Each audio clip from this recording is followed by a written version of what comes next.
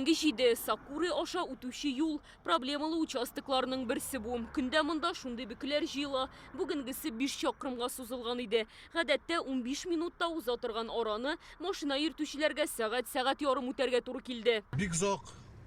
То же самое Куйкида утырабыз. Менә анда авария булды. Шул авария аркасында барабыз инде шулай. Бер сәгать ярым китә вакыт.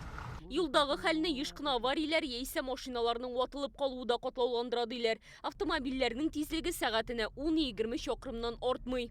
Берәүләр бөкедә утырган чакта, икенчеләре тыныч кына көтәргә риза түгел. Аны ягулык станциясе аша урап узарга теләп, менә шушыннан кирип китәләр дә, аннан кире төп юлга чыкмакчы булалар. Бу исә машина йөртүчеләр арасында аңлашылмаучанлыкка китерә дә инде. Кемдер ашыга узып китә. Узып киткәчтән һәрбер кешенең узып киткән вакытта ниндидер ние була. Ачу килә. Билгеле, сабыррак шоферларга мондый күренеш ошамый. Кайберәүләр хәтта ягулык станциясе аша чыгучылар төп юлга керә алмасын дип шикләүләр куярга куша. Аларның бүтән ходы юк. Алар бүтәнчә чыгып китә алмыйлар.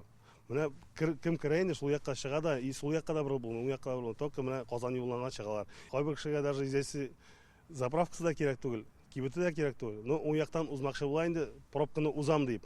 Район хакимиятендә кырт кисеп әйтәләр. Казан-Оренбург трассасындагы авыл транспорт ташкынын хәзер сыйдыра алмый. Йортлар бу якларда күпләп төзелә диләр. Көненә уртача 24 меңнән артык машина уза. Якын тирәдә яшәүчеләр, күрше районнардан килүчеләр өчен дә башкалага илтүче төп юл бу. Безнең 90-2000 елларда төзелгән юллар бит инде баша бит. Безнең авыл җирлегендә 10 урам иде. Бүгінгі күнде біздің 470 урам. Машина саны арта, пробка шуның өчен создаваться ителә инде.